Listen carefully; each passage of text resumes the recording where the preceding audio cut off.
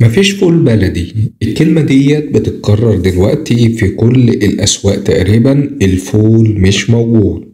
في نفس اللحظة بنلاقي لب الكوسة بيوصل من 260 جنيه، وإن شاء الله خلال يومين هيعدي 270 جنيه. طب يا ترى مين اللي بيكسب ومين اللي بيتظلم؟ وهل اللي بيحصل ده طبيعي؟ خلينا نكشف الحقائق مع بعض.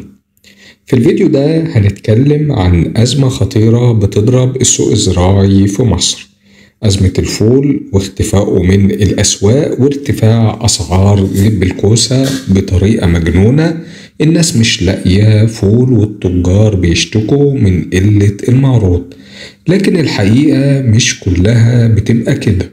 في كواليس ما بين المزارع والتاجر والمستهلك، وفي أزمة بتتشكل بصمت، وفي اللي بيستغل الظروف، وفي اللي بيدفع الثمن. تعالوا نشوف التفاصيل بالأرقام والحكايات الحقيقية من قلب السوق. الفول واحد من أهم المحاصيل اللي المصريين بيعتمدوا عليها، سواء كوجبة شعبية أو في المنتجات الغذائية. لكن في الفترة الأخيرة السوق شهد ندرة غير طبيعية في المعروض من الفول البلدي. هل الفلاحين بطلوا يزرعوا، ولا التجار بيخزنوه، ولا في حد بيتحكم في المعروض؟ طبعا الفلاحين عملوا اللي عليهم، زرعوا الفول وباعوه، والتجار قاموا بتخزينه في التلاجات لحد ما الأسعار ترفع. الإجابة مش بسيطة، لكن اللي واضح إن التخزين بدأ من فترة، خاصة مع توقعات بزيادة الأسعار. التجار النهاردة مستنيين المعروض يقل في السوق علشان السعر يزيد والأسعار تولع، ساعتها هم اللي بيبقوا كسبانين. ده مش رأيي، ده تكتيك معروف في إدارة السوق.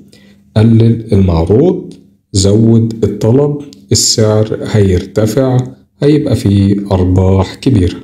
لكن المشكلة مش بس في التخزين، المشكلة في مين اللي بيدفع التمن. طبعا الفلاح.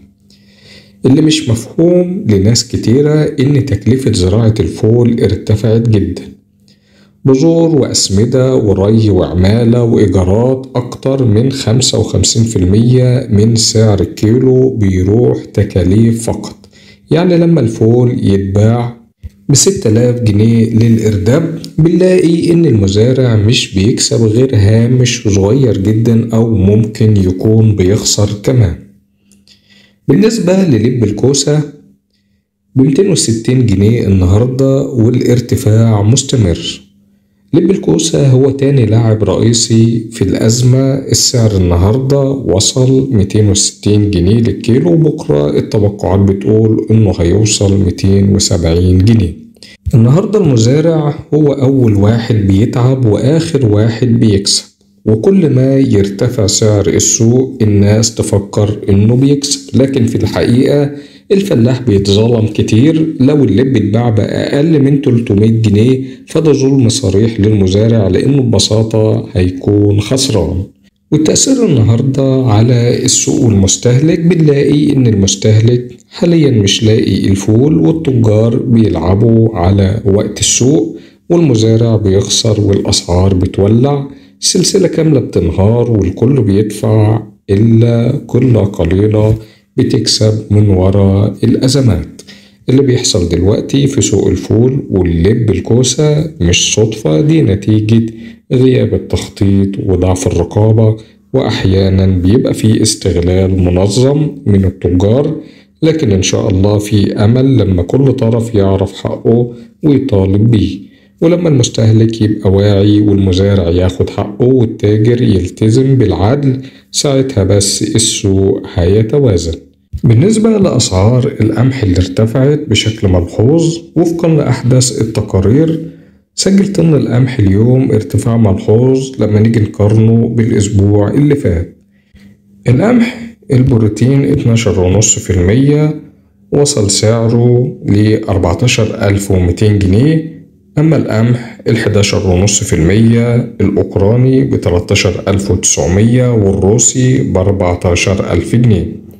ومعنى إننا نقول بروتين 12.5 أو 11.5% ده مؤشر بيقيس جودة القمح وقدرته على إنتاج خبز ملمسه وطعمه ممتاز. اللاعبين الأساسيين في السوق النهاردة أوكرانيا وروسيا ضمن أكبر المصدرين في العالم للقمح. القمح المحلي النهاردة متوسط سعر الطن 14,400 جنيه ل 14,600 جنيه تنفيذ لدى التجار اليوم. النهاردة الردة وصل سعرها ل 14,600 جنيه ده السعر المعلن. أما السعر في المطاحن النهاردة بيتخطى سعر الردة 15,500 وفي بعض المطاحن بتقول 16,000 جنيه للطن. سعر الفول البلدي النهاردة متوسط سعر الإرداب 155 كيلو تلاجات. الفول البلدي الرفيع 6,800 جنيه. أما الفول البلدي الأسباني من 6,000 جنيه ل 6,200 جنيه. بالنسبة لأسعار الذرة المستورد الأصفر البرازيلي النهاردة 14,000 جنيه والذرة المستورد الأرجنتيني 14,000 جنيه صب أرض المينا. أما سعر الذرة المستورد الأصفر الأوكراني 13,800 جنيه للطن. الذرة الأصفر المحلي متوسط سعر الطن وصل ل 14,800 جنيه. أما الذرة الأبيض المحلي فوصل سعره النهاردة ل 16,000 جنيه للطن. بالنسبة لأسعار فول الصويا ال 44% بروتين وصل سعر الطن من أرض المينا ل 19,000 جنيه وال 46% بروتين 20,000 جنيه للطن من أرض المينا. أما بالنسبة لأسعار الرز اليوم سعر الرز الشعير العريض وصل للمضرب من 16,900 جنيه ل 17,100 جنيه. البضايع العالية اللي بتصفي من 680 كيلو ل 700 كيلو جرام رز أبيض لكل 1 طن رز شعير. أما أسعار الرز الشعير الرفيع وصل للمضرب متوسط سعر الطن من 14,900 جنيه ل 15,000 جنيه للطن. البضايع اللي بتصفي تصافي عالية من 650 ل 670 كيلو.